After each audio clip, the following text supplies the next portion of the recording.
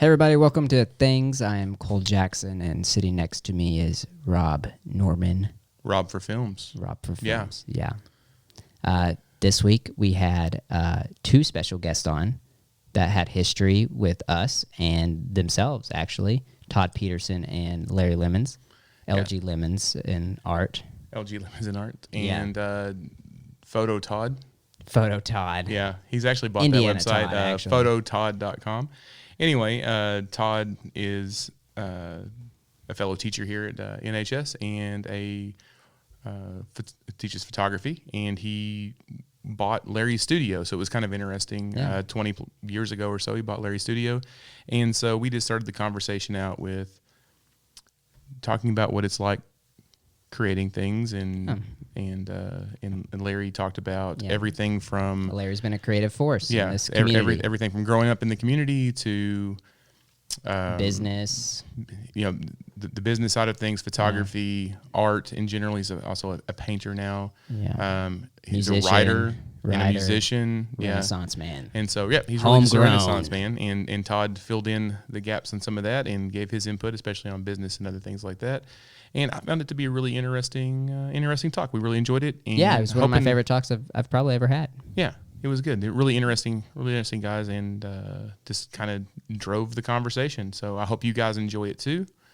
And so here's Larry and Todd. And Todd, yeah. Well, my name is Todd Peterson. I do live in Nocona, Texas. I have lived here for nearly 20 years now, here in about a month or two. And I moved here because I bought a photography studio from Larry Lemons back in 2000. And my wife and my family moved here. And still a photographer here for the last, this is my 7th year, though, to teach full-time at Nocona High School. And I teach photography, graphic design, animation, and yearbook. Still do quite a bit of photography on the side, though, too, although I don't operate a full-time studio location any longer. Oh, yeah, and I'm Larry Lemons. I'm the guy who sold the photography studio to Todd Peterson in about a month. It'll be 20 years ago. Previous 27 years before that, I entered the photography business and spent that as a full-time career for 27 years. Sold to Todd 20 years ago. And I have been an artist, fine art, making fine art, specializing in Texas-themed oil paintings for the last 20 years. And somewhere along the way, I was hired to teach art on a part-time basis down at St. Joe Elementary School. So I did that for 17 years, and that actually developed into a full-time art teaching position. So I had an all-day-long day job for about 10 years out of that. So what year did you graduate? 1971. Okay, so 71. And you've lived here? Most all of that. Actually, in 1977, we took a little side venture and moved to Santa Barbara, California. That's interesting. Yeah, I attended photography school out there, Brooks Institute, which was a high-dollar, hoity-toity, prestigious kind of thing, and I had about enough of that after a year or so. I wanted to come back to Nocona, and there was already another studio that had come in and took our place, so not that we owned it or anything, but we found ourselves in DeQueen, Arkansas. Oh, family's from there. Little Not town. that one, but yes, in the piney woods of Arkansas. And we were there for a year and then got an opportunity to actually buy out the studio that had come in while we were gone. And was that in the location that you were in, or no? No, we've been in several places. Actually, where Chris Lemon's CPA office is, that was where we came back to at the time. Okay. Our first photography studio actually was on Elm Street, about 100 feet from where my art gallery is now. That's so interesting. I've only moved about 100 feet, but I took a long way to get there. yeah. So I kind of have a question going off that, just kind of driven off what you said, because you said you went to photography school in Santa Barbara. Yes. So there's kind of like this stigma, because I technically went to film school. I went to UNT at film school and stuff like that. And there's kind of a stigma, like if you don't go to photography, art, or film school in like California, you're not as educated as people that go elsewhere. And so I kind of wanted to know how you feel about that, because you've kind of been photography, art, you've been in that realm for a bit. So do you think there's actually like anything to that? Or did you get some other sense out there when you were there, or how'd that go? The people who probably went to those schools and actually came home with a diploma probably still feel that way. But that's not the majority of the people in the visual arts business. Okay. Most people just find a passion for it, take some workshops and practice real hard at what they do. And I'm not discounting that, because the schools do give you some real solid technical information. Mm-hmm. But as far as the ability and survival skills that you need to run a business, you don't really get too much of that at a school like that. And in the school that I went to, it was a private thing that a guy started right after World War II, and it was a very respected place. And after many years, they sold out to a for-profit corporation, which basically ran it into the ground. So the school no longer exists. It's a sad thing for all the people that actually did attend there to see it. They closed about a couple of years ago, I heard. Yes. You know, one of the things about education for, you know, creative stuff or photographers specifically, you know, if I look around at people that I know in the business, there's like a very low percentage of them, probably less than 20%, that actually have any kind of formal education in the art. So yeah, I just know that there's a huge stigma, especially for film school. Like if you don't go to California, like you're not as good or whatever. You're not as trained. You know, just stuff like that. There's pretentious people out there. So And go ahead. definitely a lot of pretentious people in photography, film, You're right. And art. Yeah. And art in general, yeah, that's very, very true. So, Todd, you went to Dallas, right? I went to a trade school in Dallas, and they had photography and radio broadcasting, you know, several different trades that he did. It was like a 10-month program. And kind of like what Larry said, I feel like there's a lot of good things about getting some of the basics in education, but I can tell you that after that 10 months, and I did really well there, and after that, I went back to Oklahoma City and worked in a camera store for about 4 or 5 years. But I've always said that the first month that I worked for a portrait studio full-time, you know, with a mentor that I was working under, I probably learned more in that 1 month than I learned all the way up to that. Right. So there's something sad about, and I think one of the sad things in our culture today is that we don't value a lot of the internship kind of programs and I think that's really valuable. Yeah, I mean, I don't have a degree in any of those things. I have a degree in literature, but I mean, I kind of felt the Literature's same way. valuable too, though. Right. I mean, it helped me become a writer and Absolutely. storyteller, and a storyteller's a filmmaker, and so I'm self-taught in YouTube, thank goodness. What's the quote from Dead Poet Society where it's like, you can do all these, you can be a lawyer, you can be a doctor or whatever and stuff, and those are great professions, but like art and literature and stuff like that, those are the things we live for. I think that's how Robin Williams put it. Something along those lines, right? Yeah, exactly. And so what college taught me was how to follow through, how to finish things. Yeah. You know, those kind of things that were necessary. But at the time, I was kind of cocky about it. I thought, I could have done this before. But now that I look back, it was important. But I did learn more on the job than I did in school. So Absolutely. Well, when we so started our business, we kind of a false start, really. We thought we knew enough to be a photography studio and make a living, and we loved what we were doing, but we just really weren't progressing, making any money. And a year and a half into that, I met a photographer from Gainesville, of all places, who had gone to the school that I aspired to go to. He taught me more than anything else, and he was just one of those giving people that he wasn't threatened by telling what he knew to young, aspiring people. So I learned so much from him that I was on an 18-month waiting list to get to the school, and by the time my time rolled around, I wasn't sure that's really what I wanted to do. I mean, to go into the school, but I eventually did. But just that mentoring that Todd's talking about, and workshops where you're hands-on and you're working with people in the trade, in the profession, means so much to anybody, I think. And have you had the opportunity to mentor like that? I have, Yeah. yeah. And in fact, there's been 3 or 4 people over my long haul that went on to start their own photography studios. How well they did, I don't know. Right. But they all were inspired. You know, it's one of those, if that guy from that little rural town can do it, I'm pretty sure I can. And Right. and they were encouraged by that. So if nothing else, I've tried to be an encourager to anybody that wants to do whatever it is, whether it's photography or painting or writing or whatever. I just try to be an encourager to go for it. I think that's the one thing I've learned the most in the last 15 years in education is that me sharing my knowledge makes me even better at what I was doing in the first place. Because I learned so much from my students. You know, I got Cole here, who's one of my former students, and one of my first to get out with a film degree. And I got him started, and you know, we kind of did it together. I mentioned this a couple episodes ago, but anyway, but just cementing that knowledge and him to come back and show me things that I didn't know creates that creative community, and I just really live for that. Well, you want to try to stay up with them if you can't. If you stay can, ahead of them, at least stay up with them. Yeah, So. I mean, and just you know, and we both are better at different things, and so when we work together, same with Todd. Todd and I work together a lot, and I will say that everything I know about lighting was from Todd. I had no knowledge of lighting. I was just throwing a light on, so that's good enough, and so I was wrong. I was completely wrong.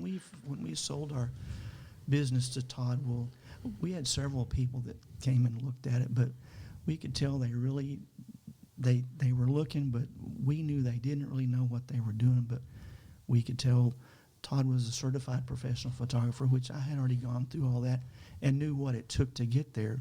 So we felt real confident in turning over our 27-year business to somebody who actually knew what they were doing, and he's proved it ever since. So it was important for you. I mean, you didn't want it to fail, right? I mean, you wanted it to go on and grow. Right. Yeah, I get that completely. One of the things that Larry said a minute ago about, you know, if this guy in this little town can make it, I just thought came in my mind, you know, it's not as difficult as a lot of people think to be successful in a smaller town, because especially in the photography business. But one of the things that I found out real quick after I came down and visited with Larry, and we, you know, looked at numbers and everything. So the business that Larry had here in this little 3,000 people town, as far as sales, was in the top 10% of studios all over the United States. So wow, that's impressive. It was, you know, a great thing, and that's what impressed me when I came here. So loyalty. You work your tail off to get there. You know, you starve for the first 15 years and make a comfortable living for the next 15 or so. Yeah, and you got to pay your dues at some point. So absolutely. One of the things that interested in me in talking to you, Larry, is that I think, because we were kind of talking about, you know, having mentors and mentoring people, and one of the things that really interested me is that I think for a very long time, especially in this area, in a community, at least for my generation, that you've kind of been the name of creativeness for us. Well, great. And so I think, I remember going to some of your art classes and stuff. I wasn't artistically gifted in that sort of sense, but I could appreciate what you were trying to teach and what you were trying to tell us even then. And so I think Rob's getting up there now, too, as being somebody that has been a creative force and has shown people that they can take this route, or they can do something different that isn't being a doctor or a lawyer or something like that. Absolutely. And so I want to thank you for that. And then I just wanted to tell you that, too, because I think a lot of people in my generation feel that way. Good. I appreciate that. Yeah, I mean, everybody knows who you are. I mean, like, if you mention Larry's name, everybody knows you. And I don't think any of it's ever negative. It's always a positive thing. But it might be for different things, because you have done so many things besides photography over the years, and besides the art. And well, you know, when you do what you love, I mean, to say you didn't go to work every day, it's still work. Yeah, but if you have a passion, it's a work that you look forward to. And I'm old school. I was a film photographer. Todd turned it into the digital generation, which I was reluctant and resistant to do. But that's where I transitioned to painting, and actually took it back about 500 years, you know, to the way the old masters did it. Not that I'm ever an old master, but I still was a picture guy. That's what I did. I don't understand all those Excel spreadsheets and stuff that people talk about. You know, not to say that I don't understand it, but I resist spending much of my time at it. If I can do visual things or even entertaining things through music or writing or whatever, and touch people's heart, well, that's kind of what I enjoy doing. So I appreciate the acknowledgement of that. I've had a passion. Even those little kids, I taught elementary art, and you can imagine it's about 90% babysitting. Yes. But there is a certain segment where you actually get to do some art, and I had a real passion for them to learn some of the concepts and get excited about making pictures, because it's not all about making money. We all like that. We gotta have it. But as you said, it's not always fulfilling just to make money. You got to find what it is you love to do. And so in that sense, I've been able to do that pretty much all my adult life with a few exceptions. That is exactly my goal in life too. So hopefully I make it as well. I think high school is probably 90% babysitting. It is. It still is. Yeah, Todd and I can assess that. So that brings me to this, because I've been curious about this and I've never asked you before. So I know that you were a photographer. So were you always into painting? Is that been one of your passions forever? Or? I was not.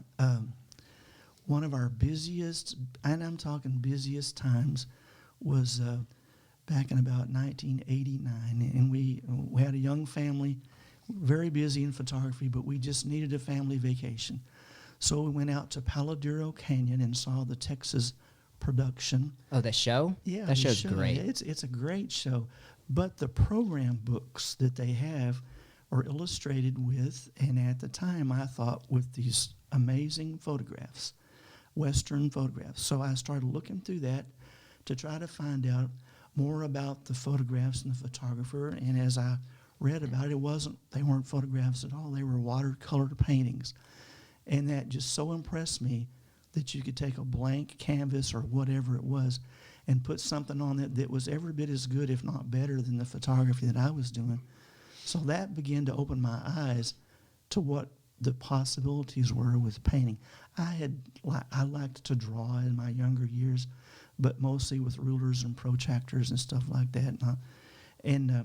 So I came home and went to an art supply. This was before Hobby Lobby, but Wichita Falls had art supplies. And I bought a bunch of watercolor paints and thought, well, I'll just teach myself the watercolor. And I tried about 2 paintings and didn't want to show them to anybody, put them in the closet and never said another word about it for about 9 years.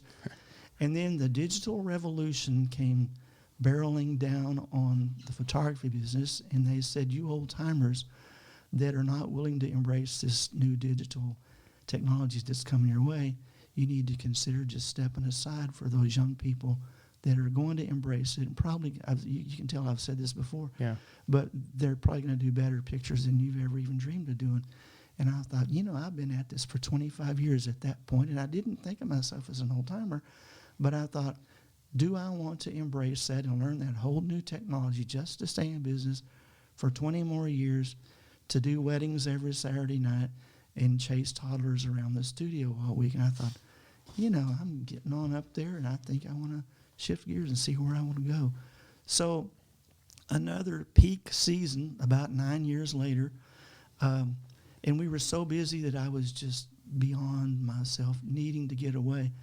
And one of our friends said, if you ever want a great family vacation, or just a vacation, just to get away, go to Santa Fe, New Mexico.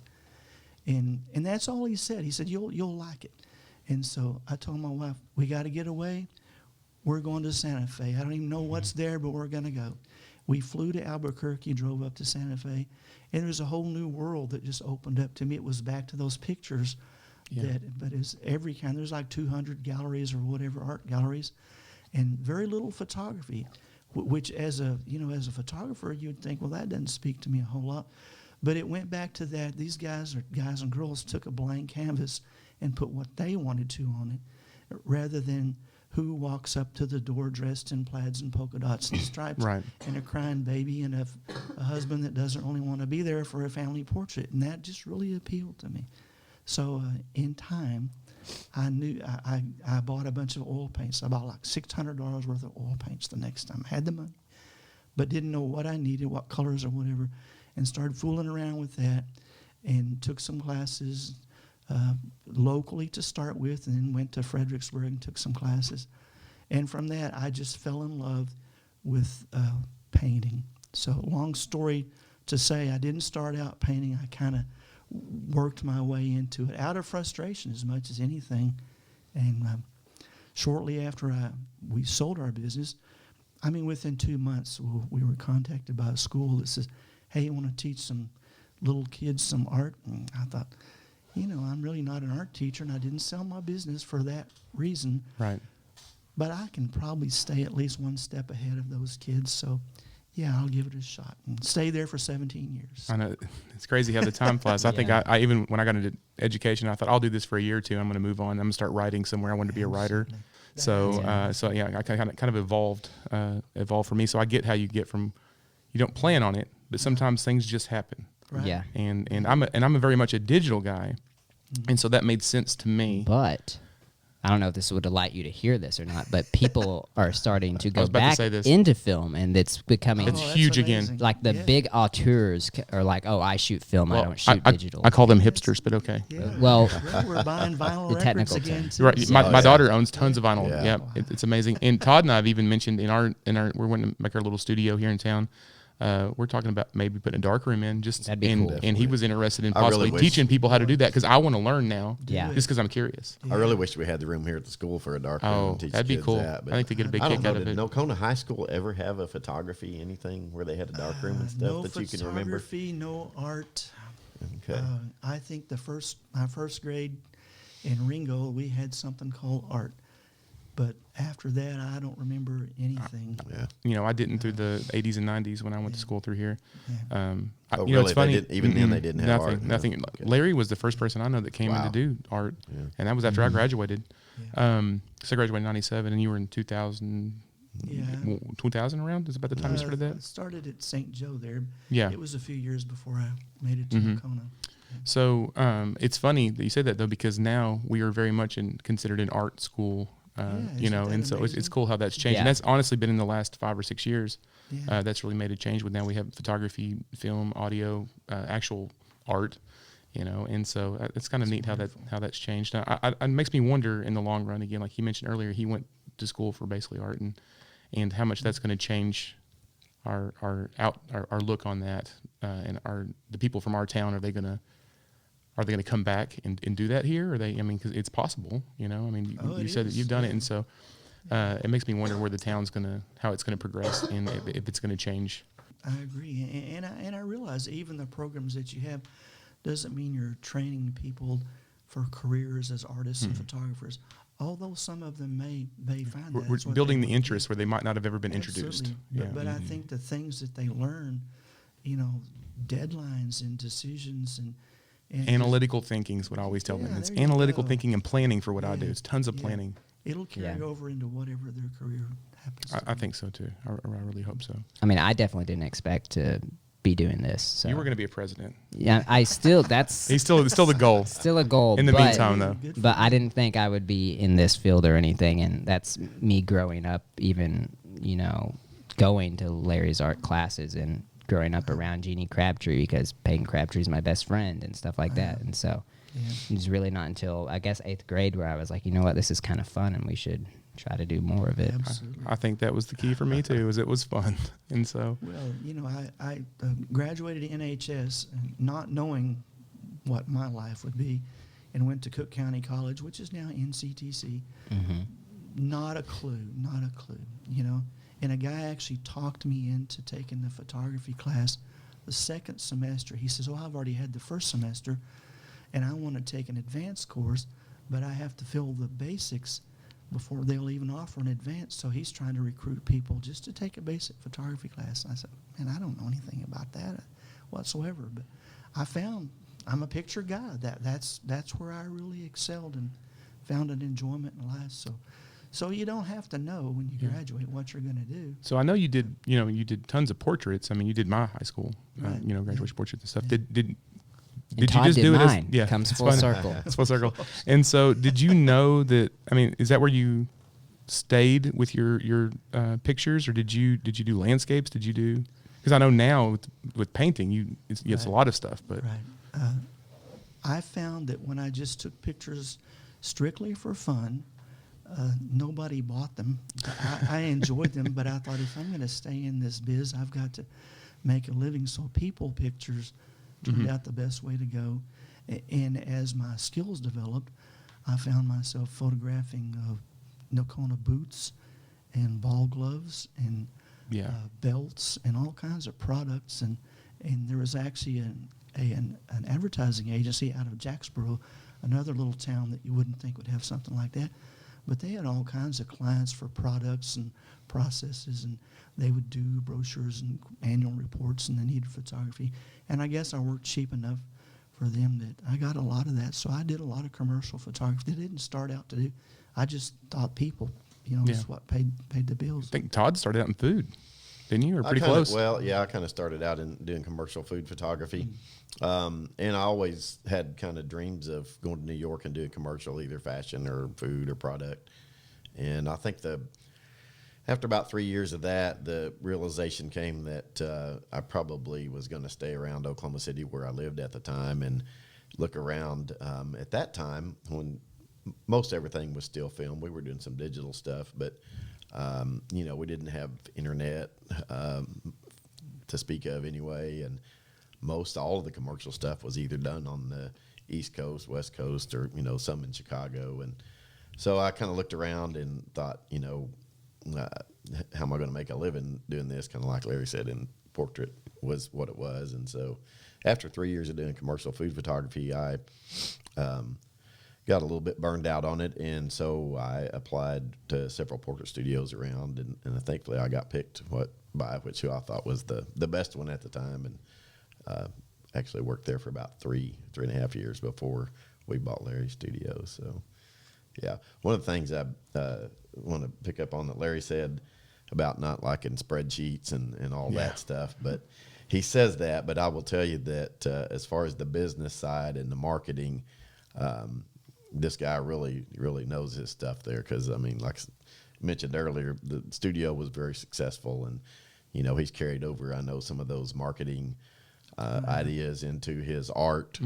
And, it's kind of interesting being in a creative business, because it is a mix of being able to, stay creative, not get burned out, and stay up on the business side of it. Because, I mean, you do have to have income for the first 8 years that we had the studio. It was our only income. My wife worked in the studio with us, and, we either made it or you didn't eat. So, and I know Larry had a lot of years of that too, because Donna worked in his studio for, all those years with him. And so, it makes a big difference, because you look around and a lot of the guys that get in the business, and they might be talented and create some really nice stuff, but if they don't have the skills or even the drive to learn the skills for the business side of it, you're never going to make it. So, yeah, you got to sell this stuff. I mean, you can love it and admire it, but if you don't turn into money, you don't eat. You don't pay your bills. And so it's an art and a science and a business. Yeah. And if you don't make the money, it's just a hobby. Yeah. You can be a passion, but it's still just a hobby. Yeah, there's nothing wrong with the hobby. But no, absolutely. Yeah. In fact, Todd's experience is that photography, especially mom and pop operations, just became a whole lot more competitive as the digital age came down the pipe, and everybody became a photographer, especially with iPhones now. Oh, absolutely, yeah. Well, and just the way you sell your stuff. I mean, because before, I mean, you could sell it, and now everybody just wants a copy of it. They don't see the difference. They want digital, and so now you have to get all of your money up front on what you want, because you're not going to make those sales later, because they're just going to print them off. It's kind of interesting. Cole just said something about with the iPhone. One of my students just last week at the county show got the grand champion photo. Wow. And it was taken with her iPhone.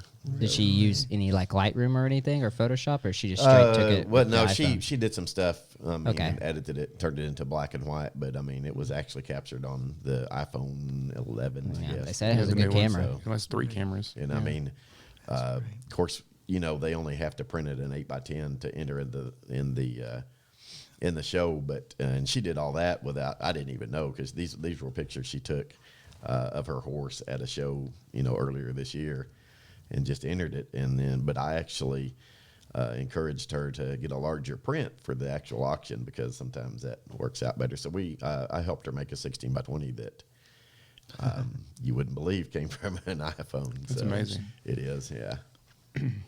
So so in time that the cameras become so smart, and again, I wasn't planning on asking this question, but I'm just curious what your opinion is. The cameras have all become so smart because they're all computers. They're not just cameras anymore.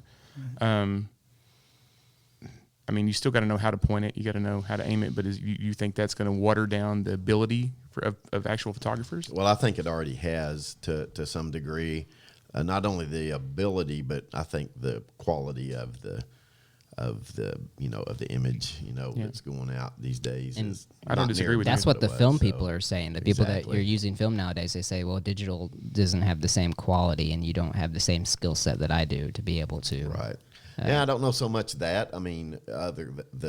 It's just that the people that are getting in now, because it is so easy. I can, I've got the cameras I use for our students that cost, $600, can produce very nice, professional quality images. And, Larry can tell you probably how many tens or hundreds of thousands he had in Hasselblad equipment, back in the 80s and 90s. And it took a lot more to get into the business.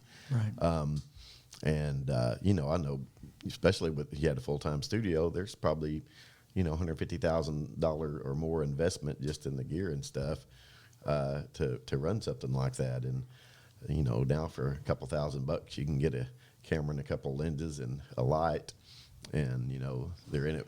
But the thing they're missing is a lot of them don't pursue the education in it. And to me, I think They don't know how they're getting the image. Yeah. I just don't think the quality's there, because you got to know. Talked about earlier about lighting. You got to know lighting. Even with digital. Don't want to get super technical here, but a camera is still just a shutter speed, an aperture, and ISO. Right. Of course, film days, the ISO depend on the film. Now you can change that, but it's still the same things that go on there. The camera can do it automatically a little better for you, but not necessarily get what you're looking for though in the image. So, Well, the real early photographers, photographers from way back, 150 years ago, were artists first, and then they just discovered this new technology. So they already understood lighting, low key, high key, posing. Those are just things that have, I don't want to say they've gone by the wayside, but the idea of classic posing that we used to do, it's more about instant gratification and, oh, that's cute, as opposed to this is a very stately, I don't even know how to describe it, but the art itself has kind of gone by the wayside, and the technology has taken over, because it doesn't cost. You can take 1,000, pull the trigger 1,000 times, and it hasn't cost you anything. Right. When I pull the trigger 1,000 times with film, I need to sell some of that, or I'm way in the hole. And so, Right. Anyway, and that's not to take away from what technology has done for us, because it's certainly made it more accessible for the masses, and they have the right to preserve their memories as much as anybody. But used to, you generally kind of hired a professional when you wanted a better job, and now it's an adequate job in most cases. And Right. you can do it yourself. So I don't take away from that. In the art business, my own painting business, well, technology has probably allowed us to survive. We might not have otherwise. Used to, you'd have to go all over the country to try to sell your work. And there was a time, maybe 10 years ago, kind of the joke was, well, people will never buy fine art through a website or internet or whatever. Well, actually, they will. They do. Have a prospect of selling it where it might, we may never have 5,000 people come through our gallery in 20 years. Yeah, or who would want to go knock on all those doors? You can't just go get around like the old. So it's made it harder for mom and pop studios maybe to survive, but it has certainly opened up access to lots of people who love to take pictures, and it has definitely helped fine artists to market their work. And even before we mentioned you at some point, I think that in order to sell those wares or to be successful, you guys have talked. We've been able to do that in a small town. You guys have been able to do that in a small town, and the technology, like you were talking about, will continue to let people do that in the small town because they can sell it somewhere else. You don't have to have people. It helps to have tourism and things like that here, but some artists could still survive and pay their bills and feed their kids. And I was probably running from technology when I wanted Todd to buy my business, and now I couldn't do without it.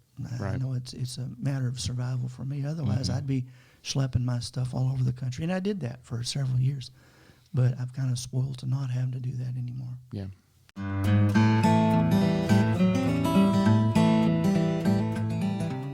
Hey, Cole, do you know anything about that new Anchor.fm thing?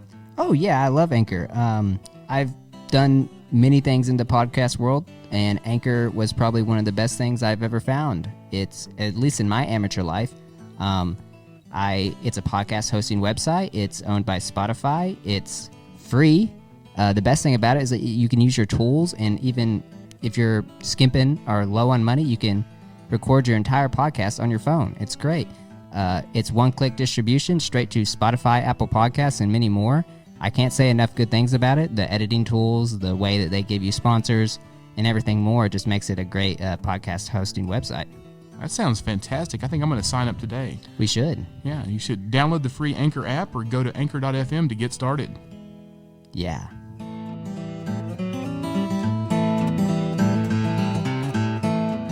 When we first started talking about having you on, Larry, Rob would call you this. He'd say that you were a Renaissance man because you do photography, you do art. I thought that meant old. No, I didn't mean it that way at all. That's a positive thing. Artistic, creative. Yeah, definitely a positive. But we talked about your writing, and when we were talking about having you on, these two were just going on and on and on about this book you wrote called the Texas. The Texas Weed Eater Massacre. Weed Eater Massacre. They are in love with this book. I did butcher it, but they said they were in love with this book and that it's so hilarious. And I just wanted to ask you what that process was like and what it's kind of about. All right. My inspiration was the art business was so slow at one time that I was really disillusioned, and I would see all these people just meticulously working on their yards and they were so important to them, and I thought, here I am going broke, and I really don't give a rip whether my yard is knee-deep in weeds or what at this point. I just want to make a living. But I was inspired by the fact that pretty yards are really important to some people, and I think it may have to do with your economic situation at the time, whether your yard is important. And I noticed a particular person, I can't mention the name, I hope she's not listening. Anyway, this person was sweeping up the grass clippings off of the grass. And I thought, with a broom? Yes, and a dustpan. Over the top. Yeah. That is over the top. And I thought, okay, sidewalk and driveway, I get that, but sweeping them up out of the grass, it's just grass. And so I kind of made note of that. And on a yellow legal pad, this was before we had all these neat stuff. And one thing led to another, and I started noticing how meticulous people were with the yards. And I'm kind of made up some stuff, but at the same time, a lot of it was just observation. And I thought, well, what am I going to call this? And wrote it all out on a yellow legal pad, then eventually typed it up.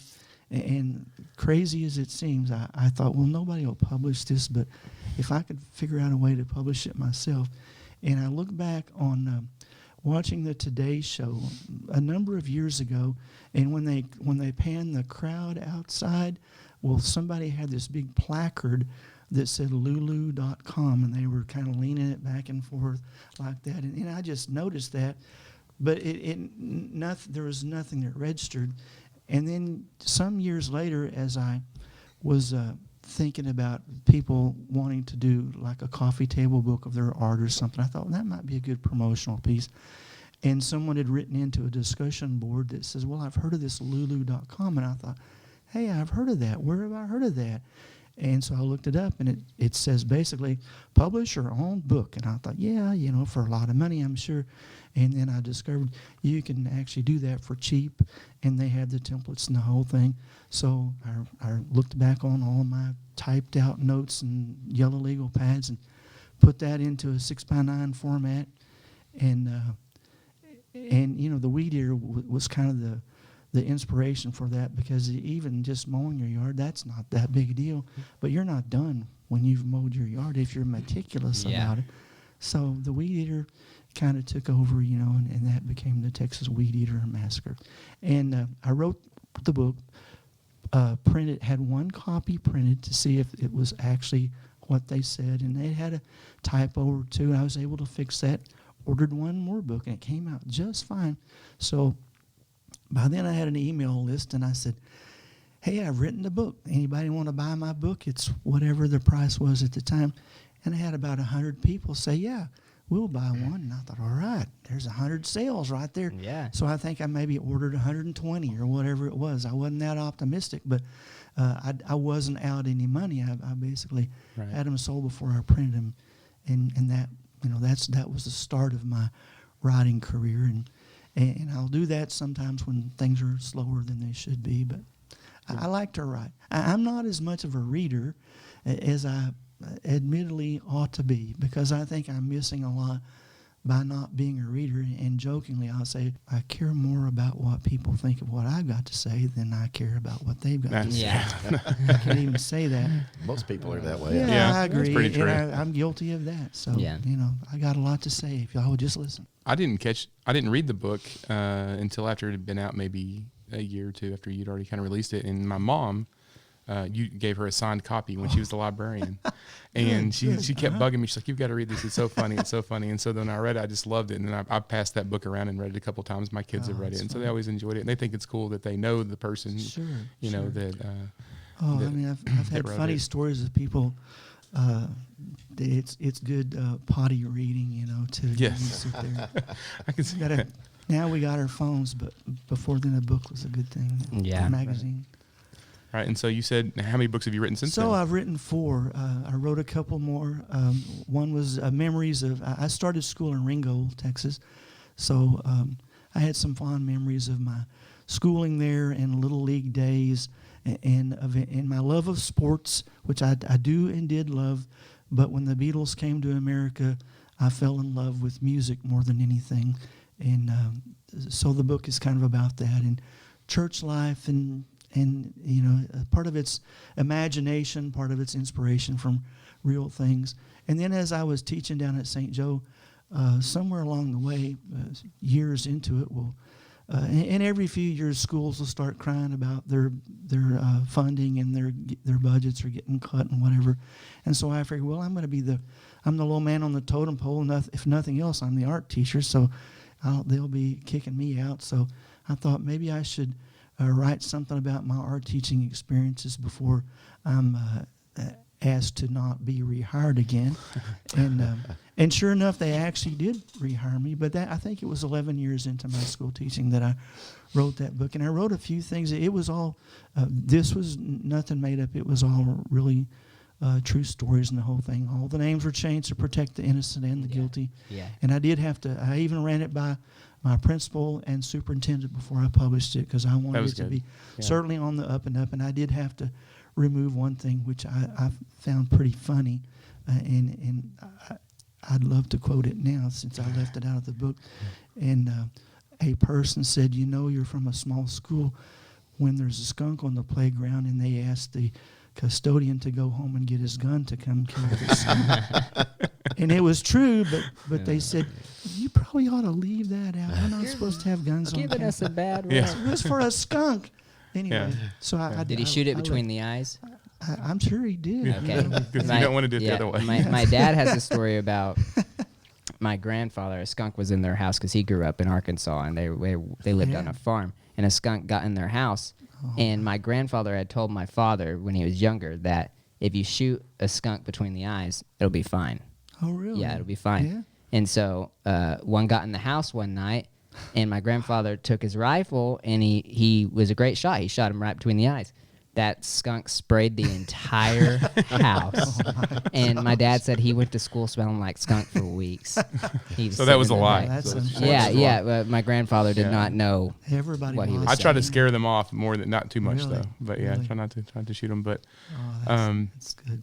so another thing I wanted to talk to you about, and because you mentioned that you fell in love with the Beatles, and so and you wrote your book about that. Some of my earliest memories. I love music as well. I teach audio class. Try to teach, not necessarily a musician per se, but I'm a digital musician, and I teach kids to use loops to make songs, and I can help them record themselves. And I have a little recording studio here at the school.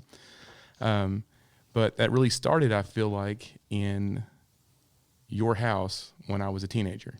So your boys really? had their band.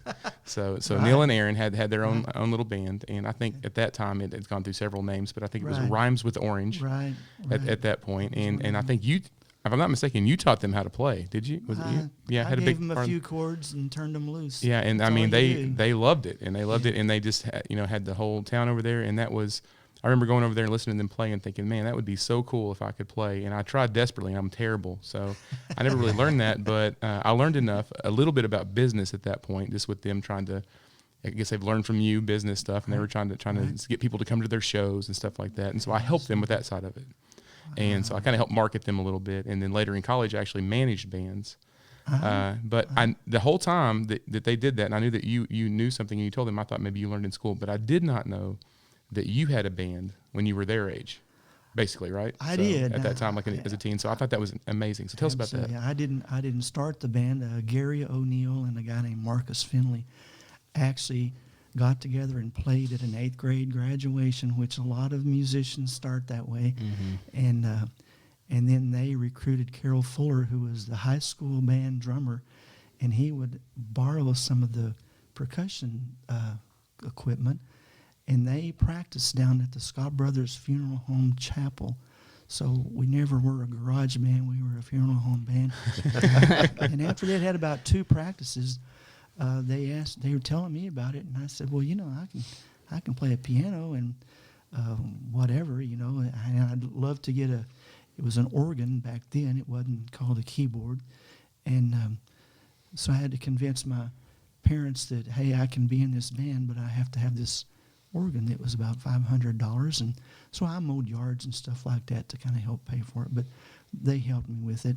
And so we practiced for a time, and we went by 2 or 3 different names. And then our lead player Gary had gone to San Antonio, and he was too young to attend, but he saw a billboard for a club called the Mind's Eye and came back and suggested that we call ourselves that, which we did, and that became who we were. And our bass player was not able to play at high school dances.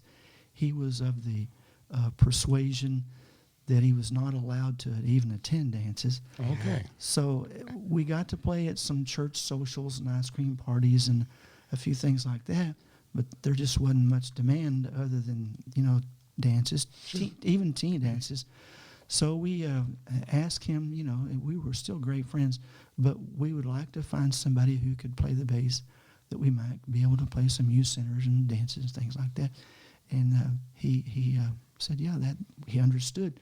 So of all things, we recruited the Nazarene preacher's son to be our bass player, and he was very good. He was a little older than us, but we played Shepherd Air Force Youth Center and what's not the officers club, but whatever they're called, the ones that are not officers anyway. We played that, and lots of teen dances. And then the highlight of our Mind's Eye career at that point was we got to play at the state fair on the, on the stage. Oh, that's That awesome. and I've seen that picture. You have that. Yeah, you yes, had that on yeah. Facebook, I think, and that was really cool Right. to see It that. was a battle of the bands, and we were intimidated by some of the players there, but the girl that was in our band who actually got us the gig at the state fair, she said we came in 3rd. I never saw that in writing, but I'll take it. Yeah, take it. Yeah. Sounds good. Anyway, those guys that were older, as they graduated and went off to college, we kind of broke up after that. And so there was another band going on at the same time called the Concrete Flower, and one of the guys was my age, and Two of them were a little older. And so I kind of became their organ player because they didn't have anything like that, and played with them for quite a while. And after a time, I kind of had all I wanted of rock and roll, and not the music so much, but maybe the lifestyle that I saw a lot of hangers on Right. that were kind of with us. And not that I'm a prude or anything, but I didn't get as much enjoyment out of it as I used to. So I picked up acoustic guitar and fooled around with it, and I'd play it church youth activities and things like that. And then as I got married, well, I just really didn't do it anymore. I kept a guitar about arm's length from me on the couch for many, many years. And my story with that is that when I would pick up the guitar, well, my wife and the cat would both leave the room. So I thought my career as a musician is probably over because even they won't listen to me. Yeah. And then history kind of had a way of repeating itself after our drummer, Carol, who he's a postman around here for many years, and he attended a garage sale and found his dream drum set that he never had when we were teenagers. This is nearly 50 years later. That's wild. So he buys a Ludwig drum set. Okay. And I said, we got to do something with this. But I didn't have any kind of equipment, and certainly we didn't do anything with it. A few years later, Donna, my wife's cousin's husband, gave me 3 guitars, and among those was a very, very nice semi-body hollow body electric, and an amplifier, which I'd never had before. And so I told Carol again, I said, you won't believe what I got. We've got to do something with it. This is a sign from God. We've got to get this band. So anyway, we contacted our old lead player, Gary, who was living in Dallas, and he came and we jammed on the Labor Day weekend of 2015. Yeah. And my wife put a little YouTube video, not YouTube, but just a Facebook video out, about 20 or 30 seconds of it. The next thing we know, the homecoming committee contacted us and said, hey, could y'all put some 60 songs together for us for the big homecoming, which was a year away, you know. Right. We were 2015, this is 2016. So we thought, well, we don't really have a bass player anymore. We contacted him, but he said he'd sold his stuff and wouldn't do it anymore. He'd love to hear us play, but wasn't going to play with us. So we contacted our old friend from the Concrete Flower, George, who is a professional bass player, and he came in. Then we got the lady who had been the girl in our band, and she was. We just wanted her to look pretty and dance and play the tambourine and sing some backup. But she was excited to do that, and we worked and worked and worked. We didn't want to embarrass ourselves, and turned out to be, when we finally got to play a year later to a jam-packed standing room only, dancing in the aisles, hollering, and it was such a rush for old people like us who hadn't. I was there way that day. It was before. fun. I was there too. It was great. pretty cool. We Yeah. had never, and we just thought, man, this is too fun to quit now. We cannot let this die.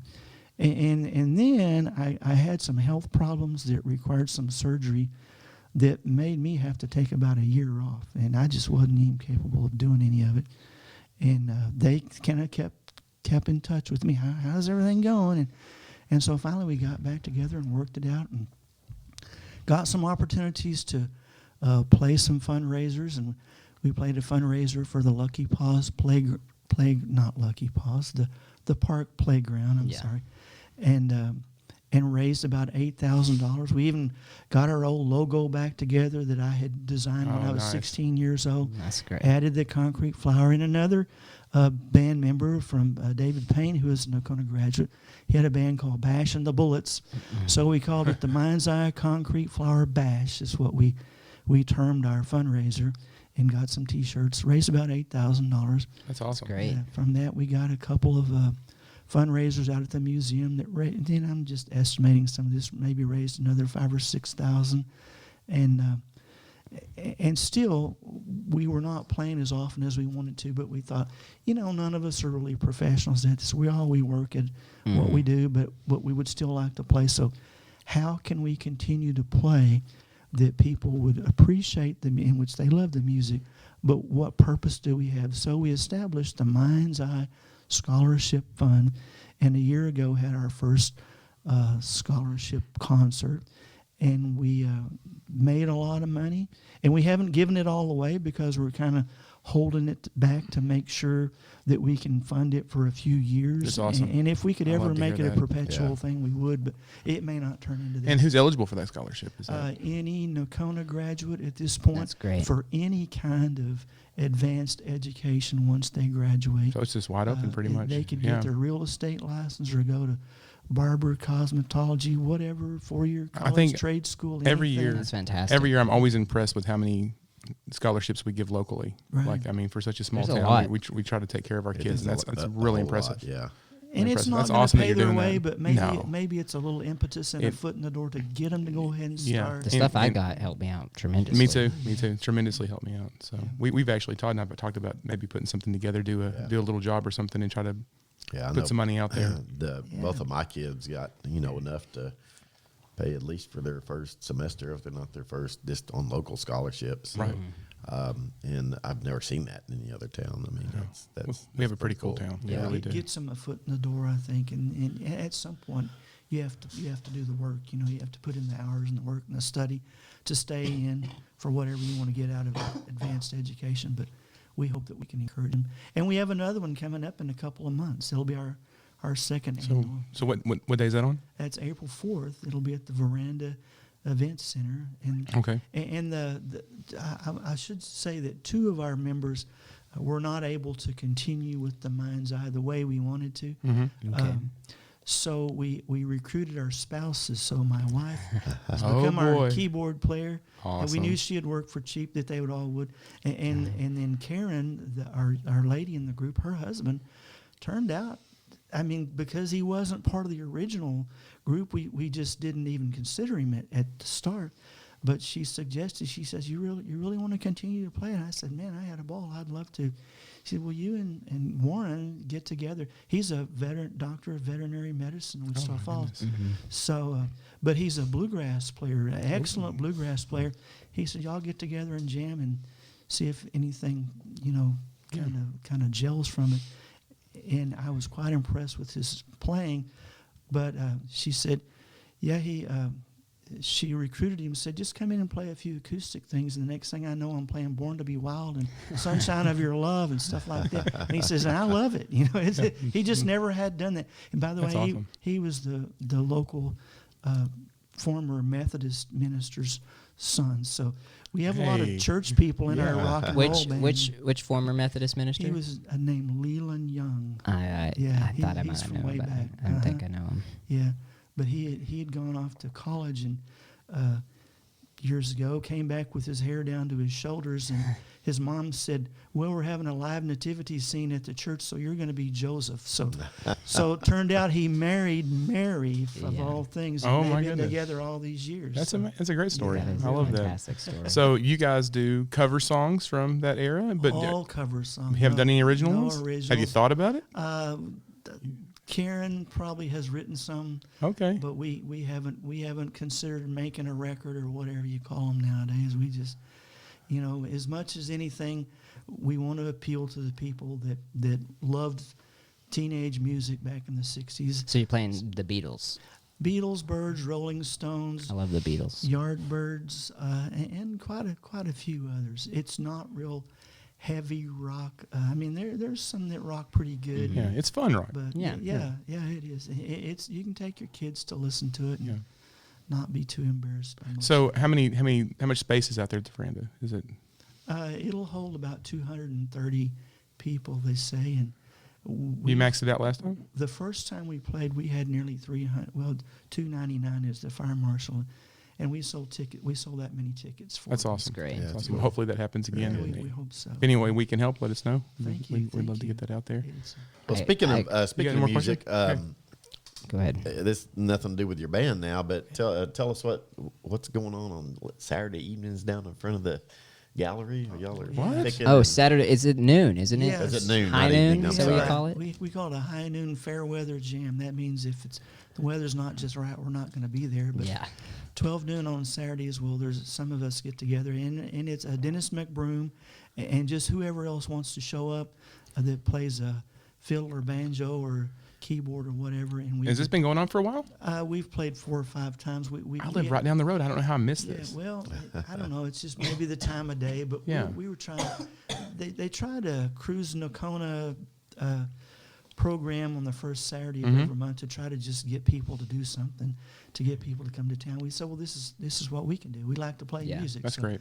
We will come downtown, and we play anything, whatever anybody wants to play. Some of it's song swap. Some of it we try to follow along with what the other guy's doing, and some of it we can follow, and sometimes we just sit and smile, while the guy's playing, and we just can't keep up with them.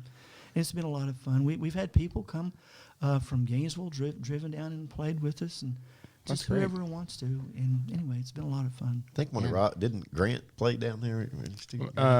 Or was that? Well, I didn't know. I didn't know this was going on. But Wages, he's quite Wages, he's quite a little musician. He's pretty talented. I had never heard him. I was quite impressed. Yeah. Well, he's one. I get kids in here all the time in my audio class, and they're like, "Hey, I can play an instrument or whatever." And I'm, sometimes like, "Oh, okay, well that's cool." And he sat down, and normally they know a few chords, and Smoke on the Water or something, something simple, and so everybody knows that one. And he just starts belting it out, and then he starts singing, and I'm like, "Oh, okay, well, I can sing too." And so he's just very talented guy. Good. Yeah, we've wanted the guy that plays that went to state or going to state with the tuba. Yes. What's his name? That's currently enrolled. Yeah. What can I think of his name? Hilton. Yeah. Oh, Charlie. Charlie. Yeah, Charlie. Yeah. He's a keyboard guy too, and we would love for him to come down. So Charlie, if you're out there, Charlie. Well, I'll talk to Charlie. I don't have him in class, but I've wanted him in class because they say that he can sing and he can play instruments and he's very musical. Doesn't have to be country music. Doesn't have to be just 3 chords. Whatever you've got. If you play, So it's open invite then. Whatever. We just want music. We want to encourage live music. Yeah. Okay. And sooner or later somebody will be discovered, and who knows what'll. That'll be great. And you know what? Cole and I, we can volunteer. Actually, Cole can lead them if we want to. I know a lot of bands. Yeah, especially in the Denton scene. Oh, yeah, the Denton scene, but we have some people from the Denton scene that are from Nocona. That's kind of what I want. Really? Yeah, the arts festival thing too, because we can bring in all that talent from we've been other places. We've been talking about, because you guys had the music and art festival, we were talking about wanting to make a film contest with that. Oh, yeah, yes. adding it together. And October that'll happen. and so we want to do that. I don't know if we're gonna make it happen. We're gonna try. Yeah, I don't know if it's gonna be this year or whatever. Yeah, but we've been talking to the chamber about that, because it's what we can contribute. And Cole's even offered to basically run that part of it if we can just get some help and get us the location to do it. Then he'll take care of all the logistics. I think it would just be great, to bring artists, whether it be photography, painting, music, film, just to bring them into town. And we don't have to just be cars. I mean, we can be this art hub too, and absolutely can bring more business to our absolutely. our I try to brewery or whatever. Emphasize to car people that's among the most beautiful and recognizable art that's ever been created. Absolutely true. Yeah. So anyway, it all ties in. I'd be happy to come down and film some of that. Maybe do some cool filming, and we could put that out there. But yeah, that sounds like a good time. We'll let you know the next time we're going to do it. It's just been too cold, and I if understand. it's too windy or whatever, Yeah, nobody wants to be out in that. We put the word fair weather in our title. So, all right. Well, I'm glad you mentioned that, Todd. I didn't know about that. Thank you. Yeah, that's great. I did have one final thing I wanted to ask him.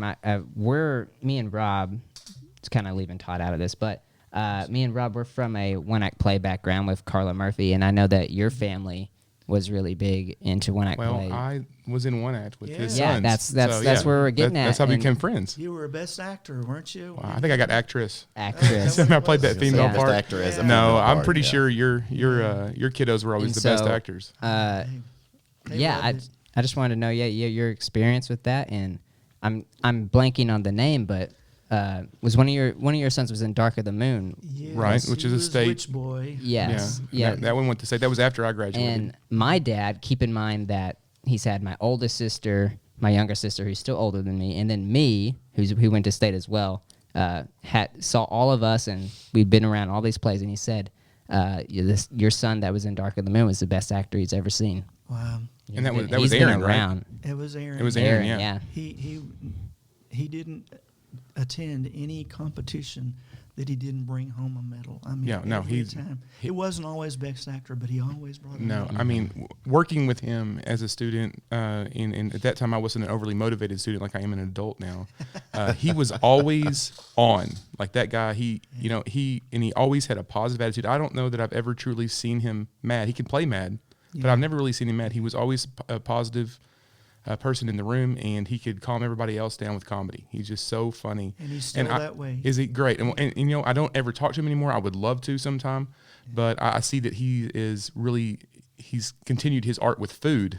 Like I see this all the time. He's like, I guess, what was he? A chef? I mean, he's always making these, and he makes these beautiful photos of the food that he makes. It's just gorgeous. It makes me hungry. He's a restaurant manager, but his passion outside of that is pastries, French pastries. Yes, that's awesome. That's what I'm seeing. Then they look never amazing. Would have dreamed it. It's weird how that Because he turns was around. a mac and cheese guy. growing up in school. And Neil as well. Yeah. Neil has done wonderful and did great. And Neil's a tech guy, right? I mean, opposite of you, he lives. His money's made in tech. But it's marketing, right? It's which is sort of like what you do. So tech. yeah, right. Oh yeah, he's helped me tremendously. Yeah, built my first website, and anyway, the whole thing. Anyway, yeah, wonderful experiences going to state with those guys, and their play Dark of the Moon. They were so motivated because it was a really controversial play. Some people got together and started really slamming that, and and that I think that just motivated them more to excel at what they did, and they took it on to state. We followed them everywhere, and anyway, wonderful memories of all that. Thanks to Carla Murphy. Yeah. Yes, absolutely, and everybody involved. Yeah, there's just so many connections in that. I knew I just wanted to talk about it because I remember my dad telling me about Aaron and that specifically. So we're still fans of one act play. We haven't made all of them, but we do try to go out of our way to make sure we attend them and support that. And Cole and I both, again, had Carla as a teacher, and I kind of chose.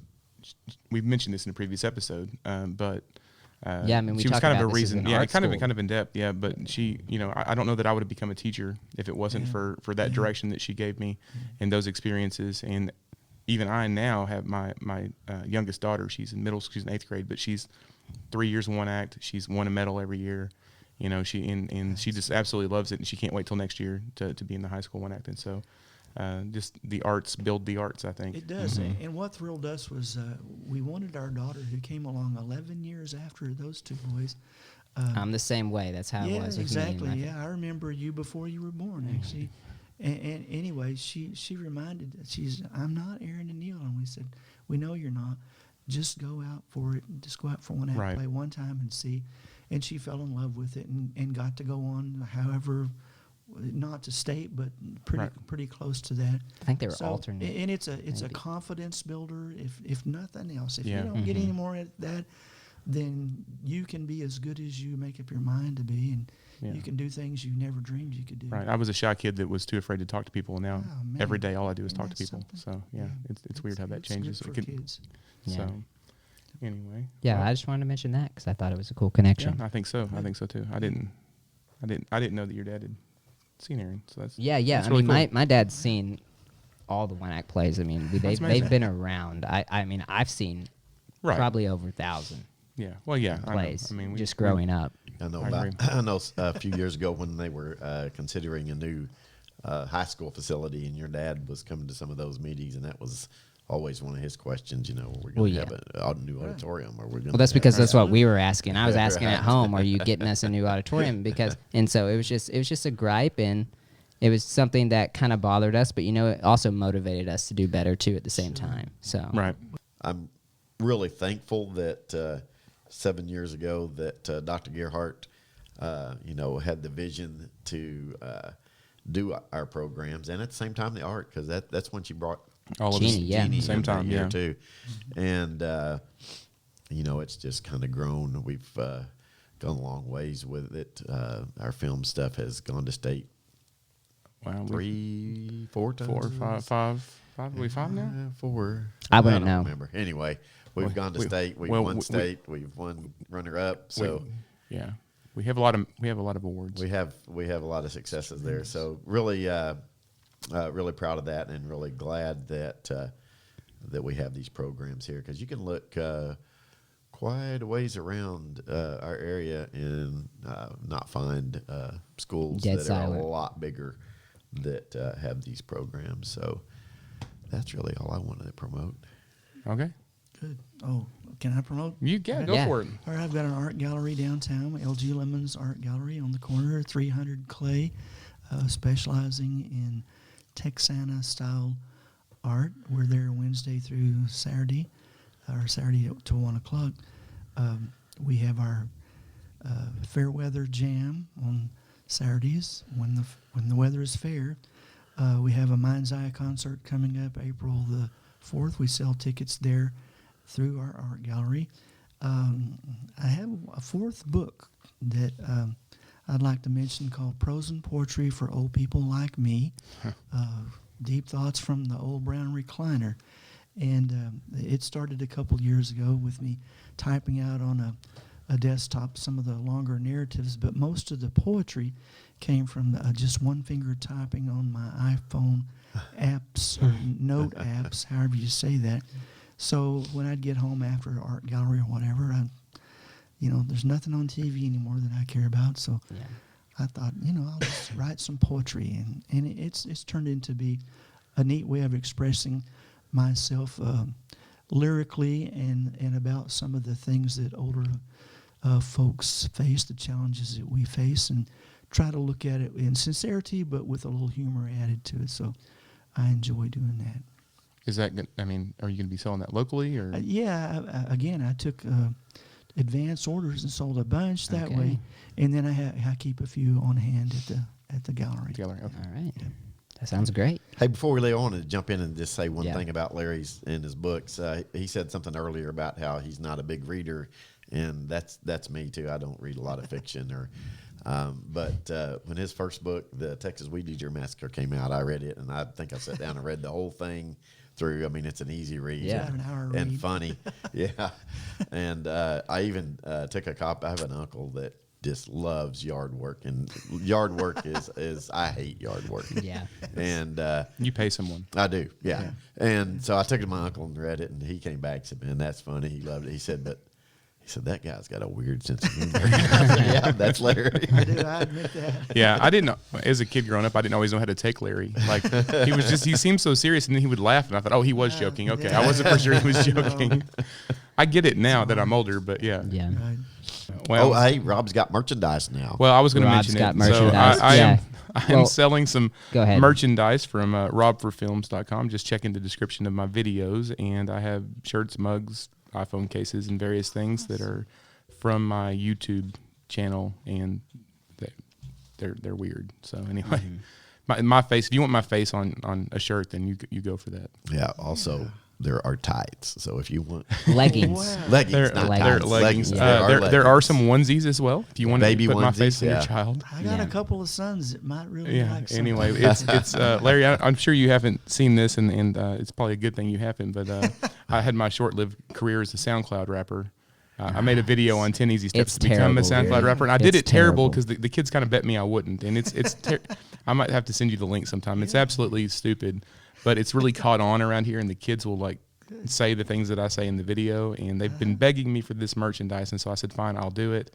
If you'll just leave me alone, and it's actually selling, and I'm like, why are you buying this? You're It's going to so have bad. a new Yeah. customer, I Yeah, promise he you. put it up, and with that first day, you had 12 or 15 Yeah. items. I don't know how many you're up to Wow. now. It's only been up about 3 days. 20 something but items yeah. I've sold Yeah. already, and I'm like, I don't know who's buying this That's stuff, but unbelievable. they're buying the it. kids. So Yeah. the Oh, kids. yeah, one of the my kids think students it's hilarious. the first day was just begging me because she didn't have a credit card, but she had cash. She said, You order would you it, I'll please pay order you. it for me. I'll give you cash right now. Yeah, the ease of the ease of doing this now through the internet, though. Like I didn't Kinda even have to pay kinda anything up his front. book publishing. And when he was Yeah. saying that, I was thinking about you It's can really go simple. online, design it, and then it's Same. sell one at a time to Yeah, everyone. it took me a couple hours to get it all on there and design it, and I thought, okay, well, let's go with it. Do you have But to stock that all, or is it done? no, they that's the do thing. it by order, so it doesn't Yeah. come. They don't get it quick. Now this girl paid an extra $12 to get it next week. Yeah. I'm like, wants why that- would she wants she my wants face that on her hoodie. hoodie? Yeah. I don't know. Anyway, so it's kind of I'm fun. gonna get Donna will like that. I don't know if she. Getting Aaron and Neil something. Yeah, Oh, okay. well. They'll think it's Wait- funny. wait till you see I the need to get picture I need to get them to first, watch the video. Yeah. I'll have to show you the video sometime. Oh man. It is fun, but yeah, again, my YouTube channel is Rob for Films.